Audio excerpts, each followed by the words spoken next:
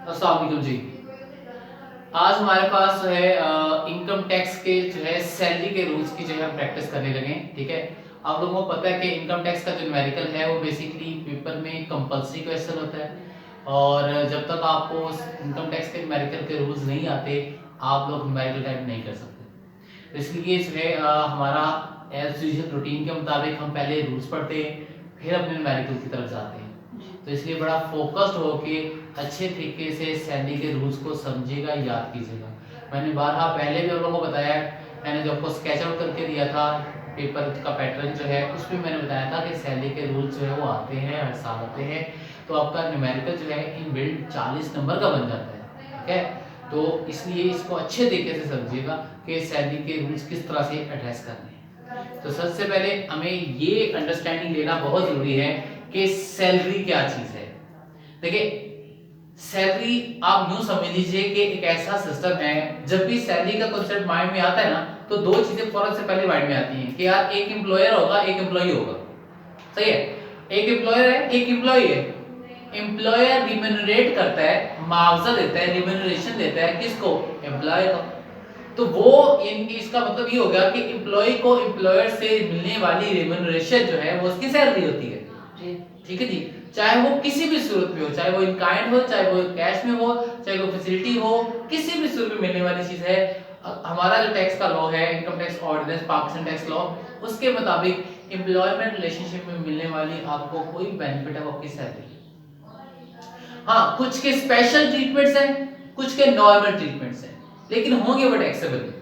ठीक है जी, उनके कुछ के स्पेशल ट्रीटमेंट करने के बाद वो ऑर्डर में ले जाएंगे, टैक्सेबल कर देंगे। जो नॉर्मल वाले वो ऐसे ही जाते रहेंगे। हम लोग ऐसे पढ़ाते हैं बच्चों को कि हम लोग स्पेशल ट्रीटमेंट सिखाते हैं, और जो नॉर्मल होते हैं उनके ऊपर कोई ट्रीटमेंट तो नहीं होता, वो ऐसे उठा के सैलरी का पार्ट बना देते हैं। ठीक है जी, तो इसका मतलब है कि आप लोगों को स्पेशल ट्रीटमेंट सिखाने की जरूरत है। ठीक है जी, हाँ, जिनके ऊपर टैक्स नहीं लगता वो सौदा आपको गाइड करते जाएंगे, बताते जाएंगे। ठीक हो गया। तो सबसे पहले जैसे मैंने कहा कि सैलरी की डेफिनेशन का वो पता होना चाहिए, सैलरी में क्या क्या चीजें शामिल करता है।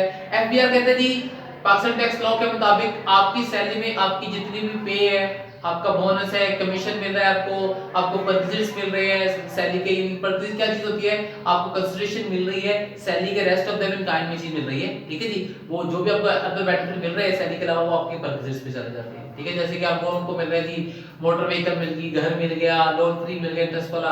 ठीक है जी, तो ये सारे परसेंटेज होते हैं। ठीक है जी, तो ये हमारे पास, इसके अलावा जो है आपको पेंशन मिल गई है, रिटायरमेंट बेनिफिट, ग्रेच्युटी मिल गई है, प्रोविडेंट फंड मिल गया है, एम्प्लॉय शेयर स्कीम है, ये सारे सैलरी के पार्ट्स होते हैं। ठीक है जी, यानी जो जो आपको एम्प्लॉयमेंट रिलेशनशिप में मिल रहा है वो सारा सैलरी होता है। ठीक है, अच्छा, सैलरी की कांसेप्ट में एक छोटा सा कांसेप्ट और ऐड कर लीजिए, और वो ये है कि हमारे पास सैलरी जो है वो रिसीट बेसिस पे टैक्सेबल होती है।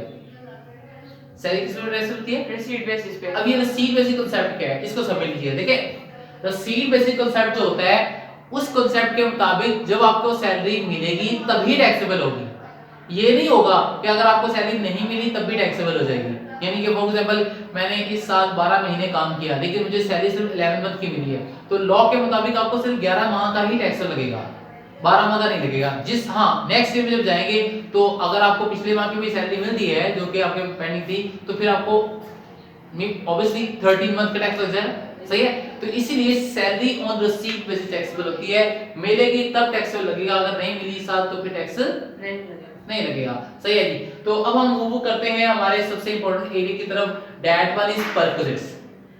परक्विजिट्स हमारे पास सबसे पहला जिस परक्विजिट को मैं डिस्कस करने जा रहा हूं, और उस परक्विजिट का नाम है हमारे पास मोटर व्हीकल। इसको हम लोग जो है वो पेपर में कॉन्टेक्स्ट में अगर देखें हम लोग, ठीक है जी, तो ये मोटर जो है व्हीकल का है या कन्वेंस जो है कॉन्टेक्स्ट के लिहाज से, तो इसको समझने की थोड़ी सी जरूरत है। दो अलग अलग से टॉपिक है। देखिए, अगर तो वो कहते हैं जी कन्वेंस अलाउंस मिल रहे हैं, तो बेटा कन्वेंस अलाउंस जो है वो तो टैक्सेबल हो जाएगा स्ट्रेट फॉरवर्ड। लेकिन अगर फैसिलिटी मिल रही है, सहूलत मिल रही है, कंपनी आपको गाड़ी लेके दे रही है और यूज के लिए, याद है कि ये इस्तेमाल के लिए मिल रही है, ओनरशिप ट्रांसफर नहीं होती, सिर्फ इस्तेमाल के लिए। तो इसमें तीन पॉसिबिलिटीज है, बड़े अच्छे तरीके से ध्यान से सुनिएगा। मोटर व्हीकल अगर आपको कंपनी की तरफ से मिलती है और उसमें तीन पॉसिबिलिटीज हो सकती हैं, उनको समझिएगा गौर से। देखिए, सबसे पहली चीज ये है कि अगर कंपनी आपको मोटर व्हीकल प्रोवाइड कर रही है, और कंपनी कहती है कि ये वाली मोटर व्हीकल जो है आपको ऑफिशियल पर्पस के लिए दी गई है, आपने सिर्फ इसको ऑफिशियल काम के लिए इस्तेमाल करना और कहीं यूज नहीं करना। तो लॉ के मुताबिक यहाँ पे आपको फिर कोई बेनिफिट नहीं मिला, क्योंकि इस गाड़ी जो है वो सिर्फ ऑफिशियल काम के लिए मिली है। तो इस सूरत में अगर मोटर व्हीकल मिलती है ओनली फॉर ऑफिशियल यूज तो वो फुली एग्जाम फ्रॉम टैक्स है, ठीक है जी। लेकिन अगर कंपनी कहे जी और पॉसिबिलिटी और क्या हो सकता है इसमें कि अगर कंपनी के नहीं जी आपको ये मोटर व्हीकल जो है वो ऑफिशियल प्लस पर्सनल यूज के लिए है, ऑफिस में भी इस्तेमाल कीजिए पर्सनल भी इस्तेमाल कीजिए, यानी बहुत पर्पसेस के लिए मिल जाए, तो फिर पाकिस्तानी टैक्स लॉ के मुताबिक आपको गाड़ी की कॉस्ट का 5% टैक्स जो है वो टैक्सेबल इनकम में ऐड करवाया जाएगा। यानी कि अगर फर्ज कर लें कि कंपनी की तरफ से आपको जो गाड़ी मिली है वो जो है वो 30 लाख की जो है वो गाड़ी है, गाड़ी की कॉस्ट, ठीक है जी, जो कॉस्ट है हमारे पास वो 30 लाख की है। तो आपको कहा जाए कि आपने जो है इसको ऑफिशियल प्लस पर्सनल यूज करना है, ऑफिशियल प्लस पर्सनल यूज करना। तो फिर उस सूरत में हमारा जो टैक्स लॉ है वो कहता है कि आपने अपनी गाड़ी की कॉस्ट का क्या करना है 5% लेकर सैलरी का पार्ट बनाना है, ठीक है जी। यानी कि 30 लाख का 5% हमारे पास कितना बन जाएगा 1.5 लाख। तो सर ये सैलरी में ऐड करना है या अलग ही रखना है? नहीं ये सैलरी का पार्ट बन जाएगा, टैक्सेबल हो जाएगा। यूं समझिए, मेरी लैंग्वेज को समझने की कोशिश कीजिए, मैं क्या कह रहा हूं कि 5% of the cost of vehicle will be taxable not tax. जब टैक्सेबल इनकम का हिस्सा बनेगा टोटल करेंगे स्लैब कर लगाएंगे रेट तो खुद टैक्स लग जाएगा। हम टैक्सेबल की बात कर रहे हैं, हम कह रहे हैं गाड़ी की कॉस्ट का 5% टैक्सेबल करेंगे। अच्छा, अगर एक और सिनेरियो लाते हैं, थर्ड वन लास्ट वन, कि अगर कंपनी कहती है नहीं जी ये गाड़ी सिर्फ आप पर्सनल यूज के लिए रख लें, ठीक है जी, तो फिर इस सूरत में हम गाड़ी की कॉस्ट का जो है वो 5% नहीं लेंगे बल्कि 10% ले लेंगे, ठीक है जी। तो ये डिफरेंट केस बच्चों हो सकते हैं अगर गाड़ी की कॉस्ट हो आपके पास, ठीक है जी। और ये वाला केस जो था वो हमारे पास पर्सनल प्लस ऑफिशियल था, ये जो है हमारे पास ओनली पर्सनल है, ठीक है जी। तो कॉस्ट हमारे पास है, फर्ज कर लेते हैं 20 लाख की, तो फिर इस में 10% इसका लिया जाएगा गाड़ी की कॉस्ट का, याद है, ठीक है जी। तो 20 लाख का 10% हमारे पास जो है वो कितना आ गया 1 लाख, सॉरी 2 लाख। तो 2 लाख आपकी जो है वो इनकम का पार्ट बन जाएगा, सैलरी का पार्ट बन जाएगा, ठीक है, ठीक है, सिंपल स्ट्रेट फॉरवर्ड चीज। ये मेरे नोट्स में एक और चीज लिखी हुई है जो मैंने यहाँ पे मेंशन की हुई है, वो ये है कि जी कॉस्ट और एफएमवी। बेटा एफएमवी का मतलब है फेयर मार्केट वैल्यू। अगर कंपनी आपको गाड़ी लीज पे लेके देती है, किस पे लेके देती है, लीज पे। अगर कंपनी लीज इंस्टॉलमेंट पे आपको गाड़ी लेके देती है तो फिर इस सूरत में हमारे लिए लीज रेलेवेंट नहीं होगी। मार्केट में जो उस वक्त गाड़ी की कीमत होगी जब आपको मिल रही थी फेयर मार्केट वैल्यू, फिर आप फेयर मार्केट वैल्यू का 5% 10% लेंगे, ठीक है जी। तो फेयर मार्केट वैल्यू रेलेवेंट तब होगी जब गाड़ी लीज पे ली जा रही है। अब लीज इंस्टॉलमेंट को नहीं देंगे, वो तो बहुत कम वैल्यू होगी, इसलिए फिर आप लोग क्या करेंगे, आप लोग उस वक्त जब आपको गाड़ी मिल रही होगी एट टाइम ऑफ इंस्टॉलमेंट पे, ठीक है जी, तो आप मार्केट में उसका रेट देख लेंगे, जो होगा उसका 5-10% ले लेंगे, ठीक है जी। ये था हमारे पास छोटा सा जो है मोटर व्हीकल का केस, आपने इसको ऐसे ही एड्रेस करना है, ठीक है जी, समझ आ गया। तो ये हमारे पास पहला परक्विजिट जो है वो खत्म हो गया, जो बहुत स्पीडली पेपर में आता रहता है अक्सर जी। नेक्स्ट कौन सा परक्विजिट है, नेक्स्ट है लोन जी। लोन का भी बच्चे अक्सर इस पे बीईटी का शिकार हो जाते हैं, इसको बड़े अच्छे तरीके से अंडरस्टैंड कीजिएगा, समझिएगा कि लोन के परक्विजिट को किस तरह से हम लोगों ने एड्रेस करना है, ठीक है जी। ये सर्विसेज तो बताइए आपने, ऑफ हाउसकीपर की, ड्राइवर की, गार्डनर जी, वो भी जो है वो सिंपल सी है, उनको ऐसे ऑर्डर में ले जाएंगे, सुन लें, मैं बता देता हूं आप लोगों को। देखिए अगर आपको इसके अलावा जो है वो भी बहुत सी सर्विसेज मिलती है अपने एम्प्लॉयर से, लाइक अगर आपको फ्री में जो है वो उसने जो है हाउसकीपर दे दिया है, गार्डनर दे दिया है, ठीक है, ड्राइवर दे दिया है, ठीक है जी, या इस तरह की कोई भी सर्विसेज कंपनी की तरफ से आपको मिल रही है तो बेटा वो आपका स्ट्रेट फॉरवर्ड सैलरी का पार्ट बन जाएंगे, ठीक है जी। उसका कोई स्पेशल ट्रीटमेंट नहीं है, नॉर्मल ट्रीटमेंट में चल जाएंगे, ठीक है बेटा। आगे मेरे पास है लोन। लोन किस तरह से जो है वो ड्रेस करना है हम लोगों ने, इसको समझिएगा बेटा। लोन तो वापस करना होता है, इसमें कौन सा बेनिफिट है, हम लोन की अमाउंट का कॉन्टेक्स्ट नहीं कर रहे, हाँ हम लोन के ऊपर मिलने वाले जो इंटरेस्ट का फेवर है ना उसकी बात कर रहे हैं। हमारा टैक्स लॉ कहता है अगर आपका एम्प्लॉयर आपको लोन प्रोवाइड करते वक्त इंटरेस्ट में फेवर करे, किसमें फेवर करे, इंटरेस्ट में, तो जितना इंटरेस्ट में फेवर करेगा वो फेवर आपकी सैलरी का पार्ट बन जाएगा, ठीक है जी। समझ आ गई। इस वक्त बेंचमार्क रेट हमारे पास जो बुक के मुताबिक चल रहा है वो है 10%। कितना 10%, यानी कि आपको 10% मार्केट रेट जो है वो बेंचमार्क रेट है हमारे पास, ठीक है जी। तो ये बेंचमार्क रेट हमारे पास है, बीएमआर जो है इस वक्त मार्केट में चल रहा है, ठीक है जी 10%। कितने परसेंट 10%। तो 10% रेट है। फर्ज करें आपका एम्प्लॉयर कहता है हम आपको जो है वो लोन देंगे, देख लेते हैं जी एक लोन फर्ज करें आप एम्प्लॉयर से ले रहे हैं और उसकी वैल्यू है 15 लाख जी। 15 लाख का लोन ले रहे हो आप, ठीक है। उस 15 लाख के लोन के ऊपर आपकी कंपनी जो है आपको जो रेट इंटरेस्ट का चार्ज करने वाली है वो है 7%। कितने परसेंट 7%। तो अब देखें इसको समझने का सादा सा फार्मूला है, मार्केट रेट 10% है, आपकी कंपनी आपको 7% चार्ज कर रही है, तो कितना पेपर दे रही है 3%। तो हमने करना क्या है, लोन की अमाउंट का 3% लेकर सैलरी का पार्ट बना देना है, ठीक है जी। यानी कि 1,50,000 इंटू 3%, ठीक है जी। तो ये 45,000 हमारी सैलरी में टैक्सेबल हो जाएगा, ऐड हो जाएगा, ठीक हो गया, ठीक है जी। समझ आया आप लोगों को। जी। तो ये 15 लाख की अमाउंट के ऊपर जो है वो हमारे पास वैल्यू थी, ठीक है जी। तो इस चीज को थोड़ा सा समझिए गौर से कि आप लोगों ने करना किस तरह से है इसको, ठीक है जी। तो ये मेरे पास है बच्चों कहानी है फेवर की। हाँ अगर 6% होगा तो 4% फेवर होगी, अगर 5% होगा तो 5% फेवर होगी। और हाँ एक और चीज भी लिखी होती है, देखो जी इंटरेस्ट फ्री। इंटरेस्ट फ्री का मतलब है फिर आपको चार्ज कुछ नहीं किया उसने, तो फिर 10 का 10% यहाँ पे चार्ज करेंगे, ठीक हो गया, ठीक है जी। और इसके साथ एक कंडीशन है, बहुत जो है अच्छे तरीके से इसको समझेगा। कंडीशन ये है कि लोन की अमाउंट जो है वो 10 लाख से ज्यादा होनी चाहिए। अगर लोन की अमाउंट जो है वो 10 लाख से ज्यादा नहीं होती तो फिर ये जितनी मर्जी फेवर मिलती रहे टैक्सेबल नहीं होगी। बात समझ आ रही है। यानी कि अगर लोन की अमाउंट जो है वो मुझे 9,50,000 मिली है, 10 लाख मिली है, तो फिर फेवर चाहे 0% टैक्स लगाया हुआ है फिर कुछ भी टैक्सेबल नहीं है। यानी ये प्रोविजन अप्लाई नहीं करनी। अगर लोन की अमाउंट 10 लाख से ऊपर नहीं जाती तो फिर आप ये प्रोविजन अप्लाई नहीं करेंगे, ठीक है समझ आ गई। यानी अगर 10 लाख है तो उसने फ्री बिल्कुल दिया है तो भी कोई मसला नहीं, कुछ नहीं करेंगे लोग, ठीक है जी एग्जाम्पशन के ऊपर, ठीक है। तो इसी तरह से एक और सिनेरियो ले लीजिए, अगर फर्ज करें कि आपको एम्प्लॉयर ने जो है वो लोन दिया है 11 लाख का, ठीक है जी। एक तो लिमिट क्रॉस हो गई है, ठीक है टैक्स लगेगा, टैक्सेबल होगी। और लोन के ऊपर जो इंटरेस्ट चार्ज किया वो चार्ज किया उसने 11%। अब बताएं कितनी फेवर होगी।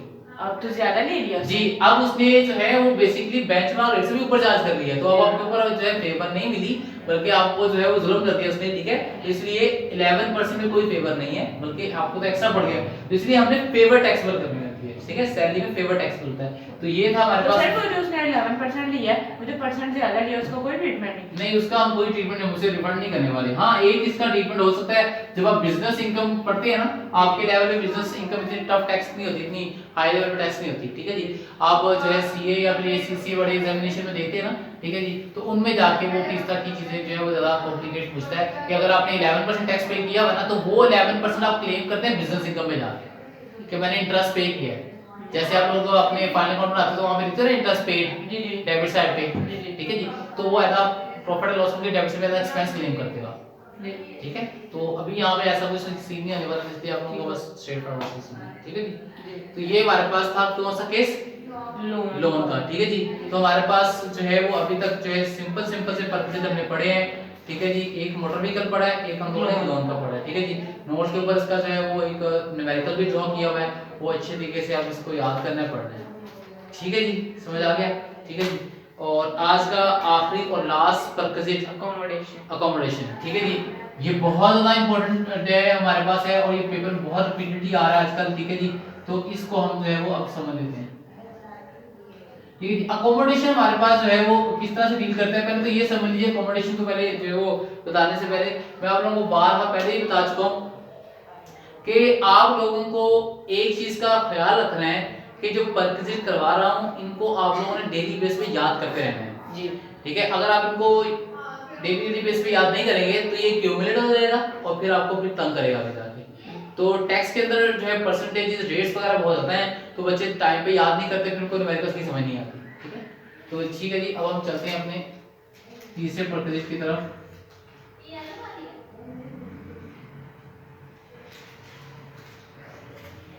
अकोमोडेशन हमारे पास है। अकोमोडेशन पेपर में डिफरेंट सिनेरियो में आती है, देखते हैं तो किस तरह से पेपर में लेके आता है। सबसे पहले तो ये समझ लीजिए पेपर में इसको पूछता कैसे है। अगर तो अकोमोडेशन जो है वो लिखा हो जी अकोमोडेशन अलाउंस है जी ऐसे, ठीक है जी, तो वो तो सैलरी का पार्ट अकोमोडेशन अलाउंस लिखा हो तो वो सैलरी का पार्ट बन जाएगा स्ट्रेट फॉरवर्ड। लेकिन लिखा जी रेंट फ्री फर्निश कहे या अनफर्निश कहे, दोनों का ट्रीटमेंट सेम ही है वैसे। रेंट फ्री अकोमोडेशन फर्निश्ड या अनफर्निश्ड दोनों का सेम ट्रीटमेंट रहेगा, लेकिन होनी चाहिए रेंट फ्री, ठीक है जी। तो हमारा लॉ क्या कहते हैं, अगर आपको कंपनी की तरफ से अपने एम्प्लॉयर की तरफ से रेंट फ्री जो है वो अकोमोडेशन मिलती है तो हमने इसको कैसे एड्रेस करना है, कैसे डील करना है। देखिए रेंट फ्री जो है आपके पास जो फर्निश अनफर्निश अकोमोडेशन है उसमें एक चीज तो आपको बड़ा स्ट्रेट फॉरवर्ड कैटेगोरिकली याद कर लेनी है कि आपने करना क्या है, दो अमाउंट्स का आपने कंपैरिजन करना है।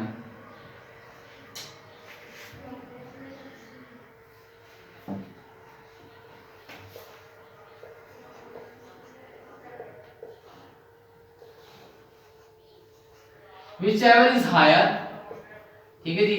अब वो दो कौन सी अमाउंट है, एक अमाउंट होगी 45% of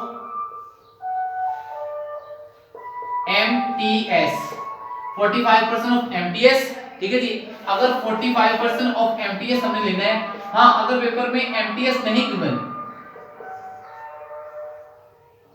if MTS is not given, if MTS is जो है वो if MTS is not given then basic salary, यानी कि 45% आप लोगों ने लेना है MTS का हर सूरत।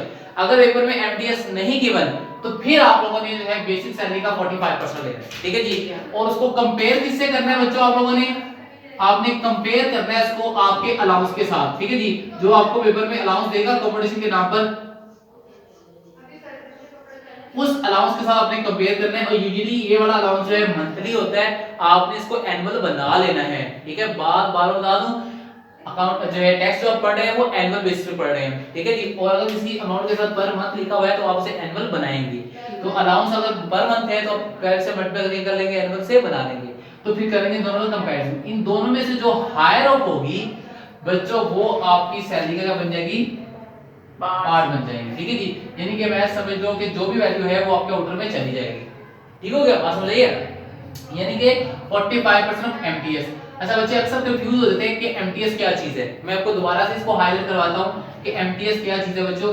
बच्चों MTS ये बेसिकली स्केल होता है, जॉब का स्केल होता है, ठीक है जी। फॉर एग्जांपल मैंने किसी कंपनी में जॉब स्टार्ट की और मेरी जो है सैलरी लगी 60,000 स्टार्टिंग थी और 1000 मेरा इंक्रीमेंट था, यानी हर साल बाद मुझे इंक्रीमेंट 1000 करना है और जो मेरा स्केल बना वो बना 17,000 का। यानी इसका मतलब ये है कि 60,000 आपकी स्टार्टिंग है, 1000 हर साल बाद इंक्रीमेंट लगेगा और जो है आप 17,000 तक चले जाएंगे, ठीक है जी। और ये बात याद है कि ये 60 जो है वो पर मंथ होता है। MTS में हमेशा ये जो M होता है ये पर मंथ ही रहता है, ठीक है। हमारे लिए पेपर में जो रेलेवेंट चीज है वो ये होती है, ये दोनों हमारे लिए रेलेवेंट नहीं है, ठीक है जी। मैंने अगर 45% लेना है तो मैंने इसका लेना है 60,000 का, और 60,000 को भी आप लोगों ने पहले 12 से मल्टीप्लाई करना है। क्यों? क्योंकि ये पर मंथ होता है। क्या होता है? Per month. इसका मतलब है 60,000 को मल्टीप्लाई करेंगे 12 के साथ और फिर उसका लेंगे क्या 45%, फिर से कंपेयर करेंगे अपने अलाउंस के साथ। इन दोनों में से जो हायर होगा वो हमारे पास सैलरी में ऐड हो जाएगा। सर अगर ये मंथली होगा तो हम 12 से मल्टीप्लाई करेंगे अलाउंस, और अगर मंथली ना अगर उसके इसके साथ कुछ भी नहीं लिखा तो फिर वैल्यू बन जाएगी, ठीक हो गया, ठीक है जी। यूजुअली आपके इसमें जो है वो 12 जो है पर मंथ लिखा होता है इसके साथ, ठीक है जी। तो ये हमारे पास बच्चों अकोमोडेशन का केस था, ठीक है जी। पेपर में बहुत टेस्ट होता है और अगेन अगर एमटीएस पेपर में नहीं दिया हुआ तो फिर बेसिक सैलरी का 45% ले लेंगे, ठीक है बेटा, और वो भी एनुअल याद रहे, ठीक है जी। ये भी सारे फिगर एनुअल हैं। तो ये हमारे पास था जी सैलरी के कुछ मेन पर्पसेस जो हमने पढ़ लिए, ठीक है जी। इंशाल्लाह इसके सेकंड जो है वो पार्ट के साथ सेकंड पर्पसेस के साथ फिर हाजिर होंगे। जज़ाकल्लाह हाफिज़।